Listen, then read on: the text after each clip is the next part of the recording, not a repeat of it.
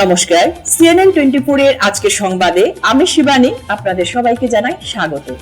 প্রথমে দেখে নেব আজকের সংবাদ শিরোনাম। যুব শক্তি রাষ্ট্রের শক্তি, শিলচরের মেধাবী জেএনজি প্রজন্মের সাথে সরাসরি মুখোমুখি আলাপ অনুষ্ঠানে বললেন ডক্টর রাজদীপ রায়। ধলাই বিধানসভায় অমিয়কান্তি দাসের হয়ে জোরদার প্রচার মনোজ তেওয়ারি। পাথারকান্দি সমষ্টির বিজেপি মনোনীত প্রার্থী কৃষ্ণেন্দু পালের ব্যাপক সমর্থন। কংগ্রেস প্রার্থী আমিনুল হক লস্করের প্রতি পূর্ণ সমর্থন জানিয়েছেন সুনাইর উলামা সংহতি মঞ্চ। উধারবন বিধানসভা নির্বাচনের বিজেপির মনোনীত প্রার্থী রাজদীপ গোয়ালা বিজয় সংকল্প সমাবেশে উপস্থিত দিল্লির সাংসদ মনোজ তেওয়ারি। এবারে আজকে সংবাদ বিস্তারিত। যুব শক্তি রাষ্ট্রের শক্তি, একটি জাতির শক্তি তারুণ্যের মধ্যেই নিহিত হয়ে থাকে। রবিবার শিলচর আশীর্বাদ ভবনে শিলচর ইউথ ফোরামের উদ্যোগে শিলচরের মেধাবী জেএনজি প্রজন্মের সাথে সরাসরি মুখোমুখি আলাপ অনুষ্ঠানে এ কথা বললেন ডক্টর রাজদীপ রায়। একসাথে শুনবো, ভাব বিনিময় করব এবং একটি স্বপ্ন গড়ে তোলা শীর্ষক জেএনজি প্রজন্মের সঙ্গে সরাসরি মত বিনিময় অনুষ্ঠানে অনেক গুরুত্বপূর্ণ প্রশ্নগুলোর উত্তর দেন বিজেপি প্রার্থী ডক্টর রাজদীপ রায়। এদিন জেএনজি মত বিনিময় অনুষ্ঠানে শিলচর বিধানসভা কেন্দ্রের মেধাবী 5 শতাধিক যুবক যুবতী অংশগ্রহণ করেন। তারা শিলচর শহরের উন্নয়নে বিজেপি প্রার্থী ডক্টর রাজদীপ রায়ের সংকল্প নিয়ে প্রশ্ন তুলেন। জিনিসের উপরে আধার করে সমাজ কাউকে বিশ্বাস করবে, সমাজ কাউকে অবিশ্বাস করবে।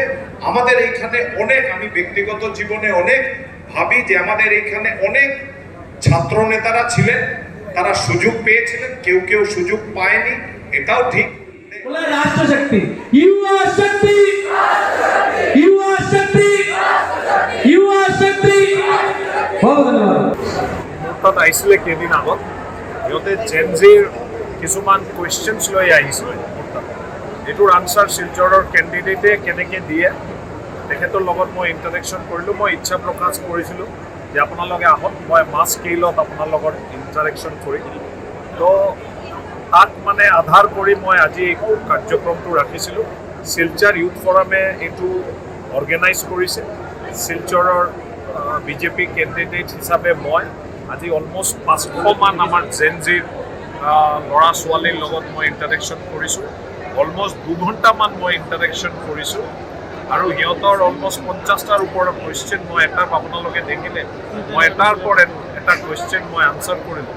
এতিয়া মোৰ ইণ্টাৰভিউ লোৱাতকৈ আপোনালোকে তেখেতৰ ইণ্টাৰভিউ লওক যে তেখেতৰ কি অপিনিয়ন শিলচৰৰ বিজেপি কেণ্ডিডেটৰ ওপৰত, যে আমি কেণ্ডিডেটে কথাখিনি কৈছে এইটো সিহঁতে কনভিনচিং ফিল কৰিছে নেকি, যি কথাখিনি কৈছে কথাত চাইণ্টিফিক ৰিজন আছে নেকি, যি কথাখিনি কৈছে, যি প্ৰমিছখিনি কৰিছে আগন্তুক দিনত বিজেপি আৰু ডক্টৰ ৰাজদীপ ৰায় এইটো ফুলফিল কৰিব পাৰিব নেকি, এনেকুৱা কথা তেখেতৰ পৰা আপোনালোকে ল'ব লাগে যে প্ৰগ্ৰামটো কেনেকুৱা হৈছে। মোৰ ফালেতো obviously I am very happy.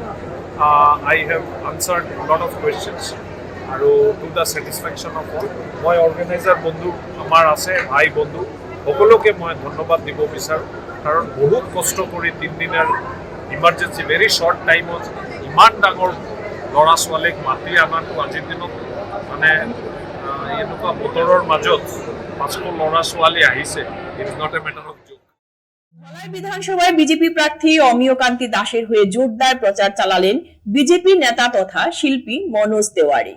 আসন্ন বিধানসভা নির্বাচনকে কেন্দ্র করে ধলাইয়ে বিজেপি প্রার্থী অমিয়কান্তি দাসের নির্বাচনী প্রচার জোরদার। রবিবার সকাল থেকে বিকেল পর্যন্ত বৈঠক, জনসংযোগ ও সভায় অংশ নিয়ে দিনভর ব্যস্ত ছিলেন তিনি। বাসভবনে দলীয় কার্যকর্তাদের সঙ্গে নির্বাচনী প্রস্তুতি ও বুথ স্তরের প্রচার নিয়ে আলোচনা করেন। বিভিন্ন এলাকায় জনসংযোগ করে সাধারণ মানুষের সমস্যা শোনেন এবং বিজেপি সরকারের উন্নয়ন প্রকল্প তুলে ধরেন। 16 নং মহাদেব বাড়ি ও মৃদুলকান্তি দাসের বাসভবনে শক্তি কেন্দ্র সভায় সংগঠন সুসংগঠিত করার আহ্বান জানান। সভায় বক্তব্যে আসাম সরকারের জনকল্যাণ প্রকল্পের সুবিধা ঘরে ঘরে পৌঁছে দেওয়ার প্রতিশ্রুতি দেন।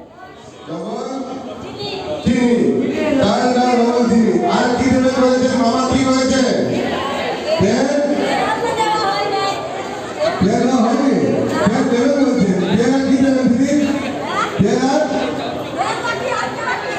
ছাপ দেবে।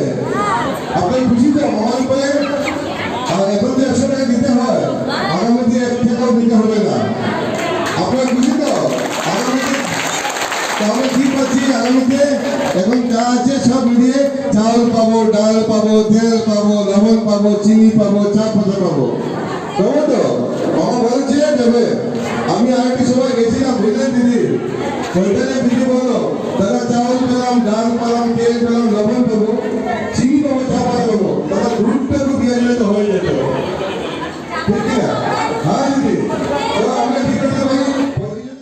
দিন শেষে ডার্বি চা বাগান নাচঘর মাঠে বিজয় সংকল্প সমাবেশে যোগ দেন। এদিকে অমিয়কান্তি দাসের হয়ে জনসভায় ভাষণ দেন মনোজ তেওয়ারি। लेकिन मनोजवा आई बात का हमनी के जीत के अंतर थोड़ा बढ़े के चाहिए कि नहीं बढ़े के चाहिए? देखा हम नरेंद्र मोदी जी के संगे काम करतनी और हमनी के जो असम के मुख्यमंत्री बारे। आप सोचिए जिस जगह पे रहते थे लोग काम करने वाले, उस जगह जमीन का पट्टा देना, रेल की लाइन बिछना, लोगों को अनाज से लेके इलाज से लेके और सुरक्षा, जो सबसे बड़ी बात है सुरक्षा।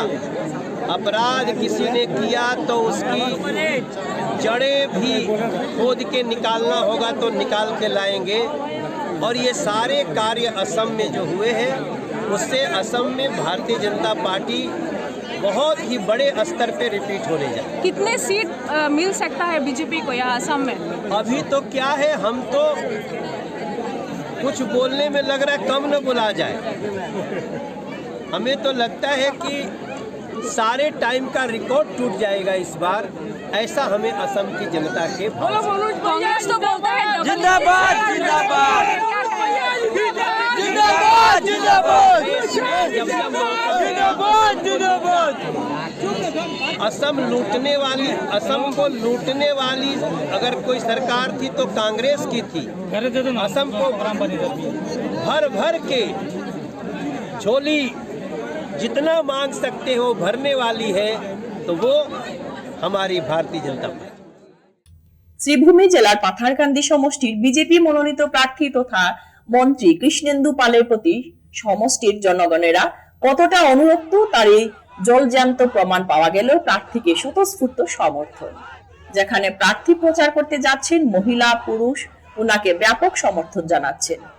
বিশেষ করে বিষ্ণুপ্রিয়া মণিপুরী সম্প্রদায়, চা বাগান শ্রমিক সংখ্যালঘু অঞ্চলের পুরুষ মহিলা প্রত্যেকে যেন প্রার্থীকে সমর্থন জানিয়ে উনার প্রচারে বের হয়েছেন নিজের কর্মকাণ্ড ছেড়ে। এদিকে পাথারকান্দি সমষ্টিতে বিজেপির হেভিওয়েট নেতা তথা কেন্দ্রীয় গৃহমন্ত্রী অমিত শাহর উপস্থিতি হওয়ার পূর্বে রকেটের মতো প্রচার চালাচ্ছেন সমষ্টির প্রার্থী কৃষ্ণেন্দু পাল। যদি কেউ কিছু গাড়ি ভাড়া টাড়া দিয়ে থাকেন আগে নিয়ে নিতে হবে, নাহলে এই গাড়ি ভাড়াও পাবে না, এরা পালাবে। পালাবে কিনা না? পালাবে কিনা না? হ্যাঁ, তাই সবাইকে আহ্বান করছি উচিতরার থেকে সাবধান। উচিতরা আসলে আপনাদের সবার আশীর্বাদ আমার উপর আছে, সবার আছে। আজকে আপনাদের শ্রীচরণে এই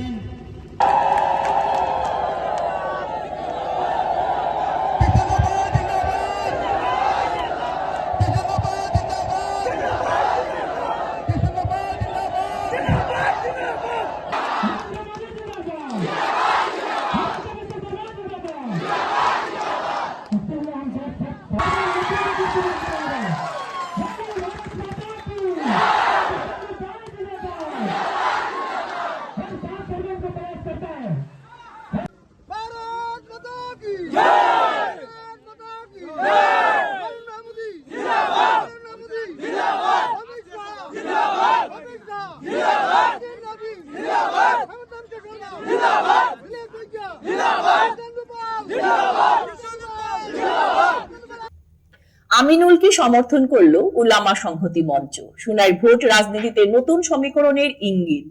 দেশের পবিত্র সংবিধান, ধর্মনিরপেক্ষতা, অখণ্ডতা, ভ্রাতৃত্ববোধ টিকিয়ে রাখতে ধর্মনিরপেক্ষ শক্তি হিসেবে কংগ্রেস দলের প্রার্থী আমিনুল হক লস্করের প্রতি পূর্ণ সমর্থন জানিয়েছেন সুনাই উলামা সংহতি মঞ্চ। রবিবার দুপুরে 3টি প্রধান ধর্মীয় সংগঠন আহলে সুন্নত ওয়াল জামাত, জমিয়ত উলাম হিন্দ ও নদওয়ার নেতৃত্ববৃন্দের যৌথ আহ্বানে সুনাই এলাকার কয়েক শতাধিক আলেম উলামা, মসজিদের ইমাম, মাদ্রাসা ছাত্রের উপস্থিতিতে দেশের বর্তমান রাজনৈতিক অস্থির পরিস্থিতির মোকাবিলার লক্ষ্যে ও দেশের সংবিধান রক্ষা, জাতিগত বিদ্বেষ রোধ, বিশেষ করে মুসলিমা ধর্মাবলম্বী জনগণের হেফাজত, জানমাল ইজ্জত রক্ষা করতে ধর্মনিরপেক্ষ শক্তি হিসাবে কংগ্রেস দলের পাশে দাঁড়ানোর সিদ্ধান্ত নিয়েছেন তারা। সুনাই আসনের কংগ্রেস দলের মনোনীত প্রার্থী আমিনুল হক লস্কর সহ জেলার অন্যান্য কেন্দ্র কংগ্রেস প্রার্থীদের জয়ী করার আরজ দেশের সঙ্গে অসমীয় বিজেপি সরকারের মুসলিম জনগণকে উদ্দেশ্য করে মুখ্যমন্ত্রীর তুচ্ছতাচ্ছিল্য ব্যবহার ও ইউসিসি আইন লাঘবের হুমকির প্রতিবাদে ক্ষোভ করে কংগ্রেস প্রার্থীকে পূর্ণ সমর্থন করার সিদ্ধান্তের কথা জানিয়েছে। জীবনে চলার পথে উলামা কামত ছাড়া আমরা চলতে পারবো না। লাশ দরজা করে আপনারা এই দুনিয়াতে ফিরে এলেন।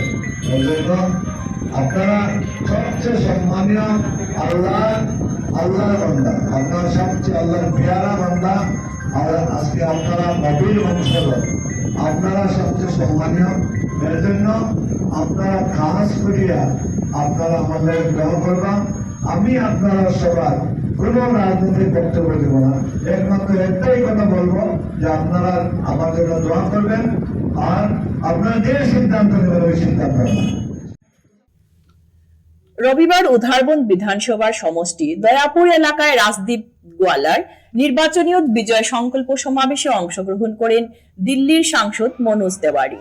এই নির্বাচনী বিজয় সংকল্প সমাবেশে কয়েক হাজারের অধিক বিজেপির সমর্থকরা অংশগ্রহণ করতে দেখা যায়।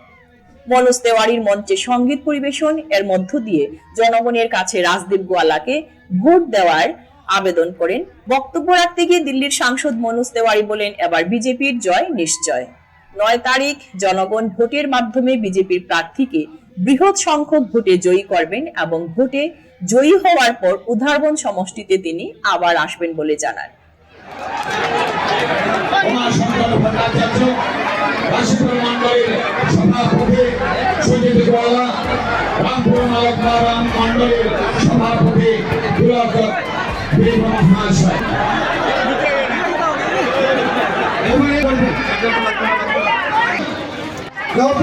মাঝাগ্রাম বাগান পঞ্চায়েত মনোজ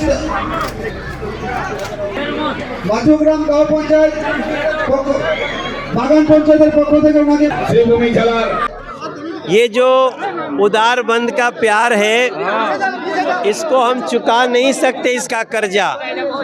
और जब जब आते हैं लोग हम लोगों की बात को सुन करके और वोट बढ़ाते हैं। अभी हम राजदीप ग्वाला के लिए और फिर से हेमंत बिस्व शर्मा की सरकार बने, असम में डबल इंजन बना रहे, इसके लिए हम प्रयास अपने गिलहरी प्रयास में लगे हैं। और हमने आज 5 जगह में गया हूँ और भैया आपको बताएं, हर जगह न ऐसे ही लोगों का उत्साह है। हम देख रहे हैं कि लोगों को जो ये भूमि का पट्टा मिला है बगान के लोगों को, उसका इतना असर है।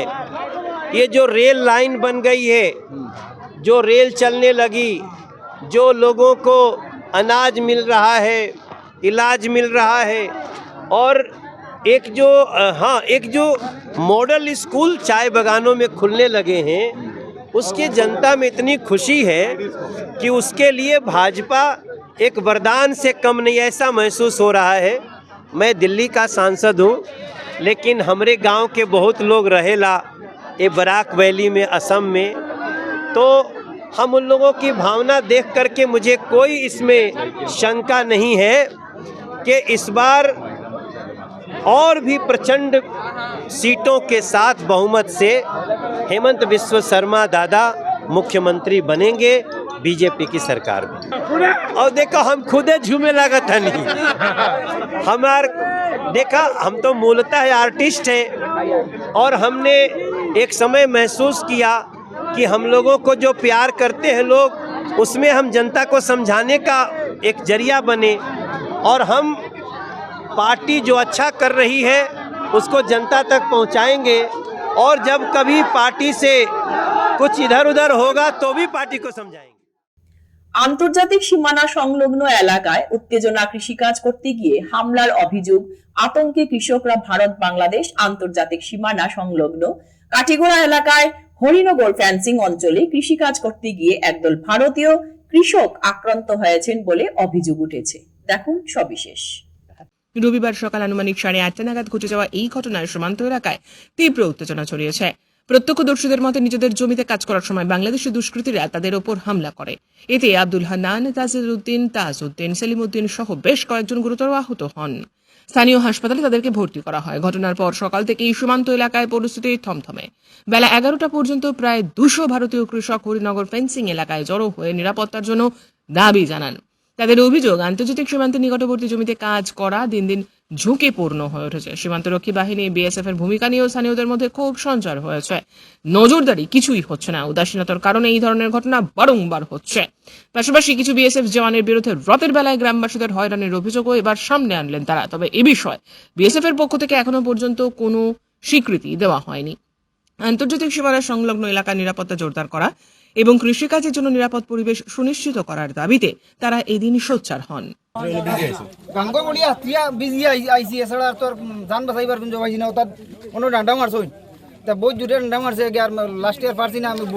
তাই কইলা যে যখন হিকানো ঘটনা শোনা গেছে বিএসএফ এখানে গেট বন্ধ করেছেন, তখন এটা কিরকম ঘটনা? ওরকম হইছে নি? ওরকম এর মধ্যে গেট বন্ধ করি আর সেফ আর কোনো সুযোগ পাইছেন? কোনো সুযোগ নাই। বাংলাদেশি কতজনে এই এরিয়া অ্যাটাক করছলা? বাংলাদেশ পয়লা এই এরিয়া আটক করছে না 16 থেকে 17 জন, খালি এক ডাকর লগে আর বাদে খালি এক লাঠি আর এক মানুষ বেটিন থেকে লইয়া এখানে বেটাইন পর্যন্ত তারা এখানে জয় গেছেন এরিয়া বাড়ি আমরা মানুষরে মুখ কবাইয়া ফালাইয়া একজনের হাতও দুঃখ পাইয়া আর একজনের মনে হাত ভাঙ্গিও গেছে। ইলা হিসাবে আনিয়ারি গাঙ্গর মাঝে নিয়ে আনিয়া ফানিত নিয়ে আনিয়ার ফেলাইছেন বাড়ি। হেই না কোন খানো হসপিটাল নি? এই বর্তমানে হসপিটাল। নাম কি তান? আব্দুল হান্নান। একজনের বেশি জখম নি না? আর বেশি একজনও জখম হইছেন, কিন্তু আর বাদ বাকি তো সারার একজনটা বাড়ি আইছেন আর একজন আঙ্গুল ভাঙ্গি দিছেন। মুস্তাফা আহমদ সানর আঙ্গুল ভাঙ্গি দিছেন, কিন্তু বেসাবার কোনো রেসপেক্ট পাইছি না আমরা। এর বাদে গেটটা টালা মারিয়া দেন, আমরা মানুষ আইসইন এর বাদে গেটটা টালা মারিয়া দেন, রাখি দিছে, মানুষ ঢুকতে দেন না। মানুষ দেখলে তো হয়তো কিমান হরতে পারেন, কিন্তু হে রাখি দিছে ওই জায়গার মাঝে। ইটা কিতা লাগে করলো তো এখান থেকে কোনো মানুষ যাইতে পারছেন না? আপনারা সাহায্য করার লাগে কেউ এখান থেকে যাইতে পারছেন না, কিন্তু মানুষ বহুত চেষ্টা করছে। পারমিশন নাই, আমি জিজ্ঞাসা করলাম বলে স্যার গেটটা খুলিয়া দেন আপনি, বলছে আমার কোনো পারমিশন নাই। পারমিশন করার বাদে এমনি গেট খুলিয়া দিই, তখন মানে অন্য তারা আইসে আইয়া মানে যখন আমরা মানুষ নদীর বেরিয়ে ফেলাই দিছে তখন তারা গেট খুলিয়া দিছে। তারা বিয়াসা আপ পর্যন্ত তারা নদীর পার গেছে না, বিএসএফ গেছে আপ পর্যন্ত গেছে না। হ্যাঁ, রঞ্জিত মেজর যেছেন আইয়া মাদারচুত বেঞ্চুত কইলা আমরা বিএসএফ এ আপনারা খেতো যাইতে বাধা দিছেন? খেতো যাইতে বাধা দে, উল্টা আরো গাইলা হ্যারাসমেন্ট করে, গাঁৱত গিয়া হ্যারাসমেন্ট করে, গাঁৱত রাইট গিয়া দিন গিয়া গাঁৱত গিয়া হ্যারাসমেন্ট করে। সোনাই শহরের মাঝির গ্রামে অনুষ্ঠিত হলো শাহ সুফি মাওলানা সাইদ আব্দুর রহমান সাহেবের জীবন ও আদর্শ বিষয়ক আলোচনা সভা ও দোয়া মাহফিল। শনিবার বিকেলে কুরআন তেলাওয়াত ও নাতে রাসূলের মাধ্যমে অনুষ্ঠানের সূচনা হয়। মাওলানা সাইদ হাফিজুর রহমান মিশকাতের পৌরোহিত্য অনুষ্ঠানে আমন্ত্রিত বক্তারা হিজিমের সর্বজন শ্রদ্ধেয় শহীদ আব্দুর রহমানের কর্মকয় জীবনের নানা দিক তুলে ধরেন। বিশেষ করে দিনী খেদমত ও মানব কল্যাণে অবদানের কথা তুলে ধরেন বক্তারা। অনুষ্ঠানে বেশ কয়েকজন গুণীজনকে স্মৃতি স্মারক সম্মাননা প্রদান করা হয়। রাত 11টায় দেশ জাতির কল্যাণ কামনায় বিশেষ দোয়া শেষে অনুষ্ঠানের সমাপ্তি ঘটে।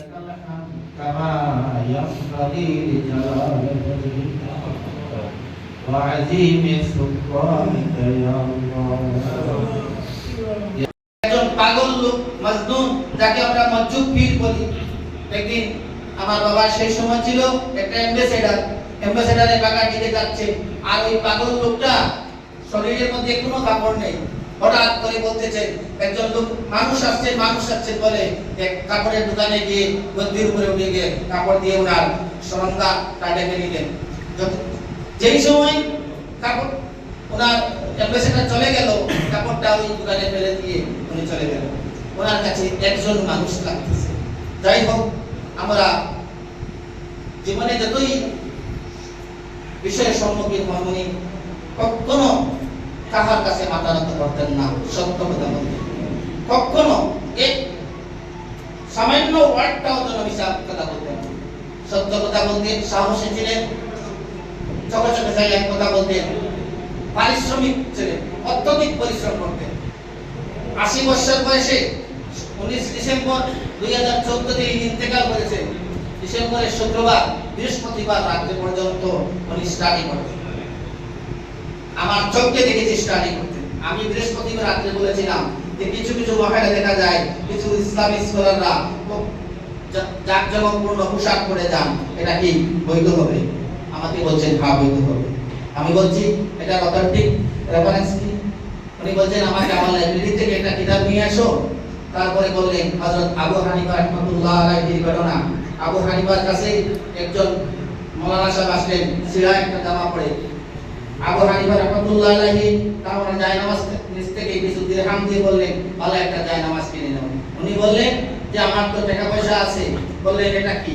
ওয়া আম্মা বিনিআমাতি রাব্বিকা ফাহাদিস, তোমাকে আল্লাহ যা কিছু দিয়েছে তার শুকরিয়া আদায় করে এবং তা তোমার বাহ্যিক অবস্থার মধ্যে, এটাই আল্লাহ। আজকের সংবাদ এ পর্যন্তই। নমস্কার।